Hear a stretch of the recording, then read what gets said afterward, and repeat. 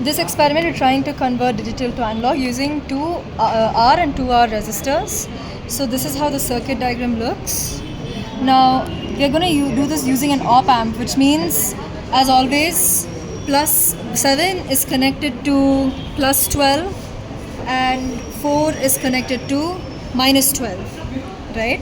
Next, from 2, that is this terminal, will connect it to our resistor RF. The other end of RF, according to this diagram, goes to 6. So I've connected the other end of RF to 6. Now over here, the voltmeter is connected across the output at 6. So from 6, we'll go to the positive end of the voltmeter.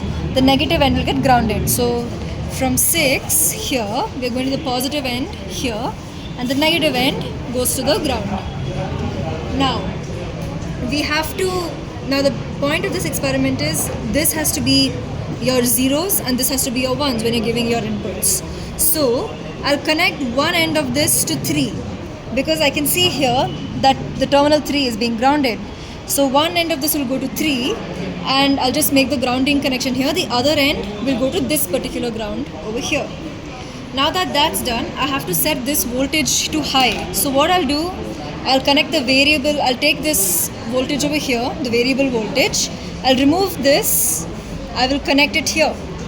Then when I switch on the apparatus, I will use this knob to set it to 5 volts. Once I've set this to 5 volts, anything here will be set to 5. I'll connect it back to this common terminal and connect the output back to the voltmeter.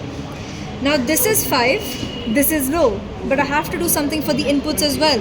So I'll connect common to ground and I'll connect V in to 2, this terminal with 2. Now I am done with the connections. So when I switch it on, all I have to do is give inputs for A, B, C and D.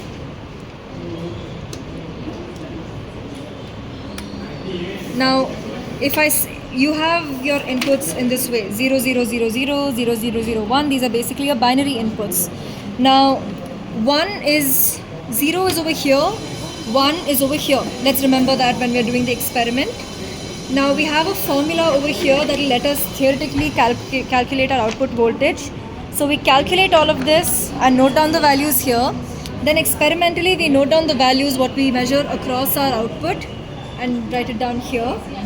Once we do this, we draw a graph which will look like this, like a step graph. We plot for outputs versus input. Now please plot your observed output, not your calculated output, because otherwise we need not have taken any of these readings. So once you do that, your experiment is complete. As always, remember to mark your X, Y axis, what's on each axis as well as a scale. That's the end of this experiment, and do show calculations for at least 5 values.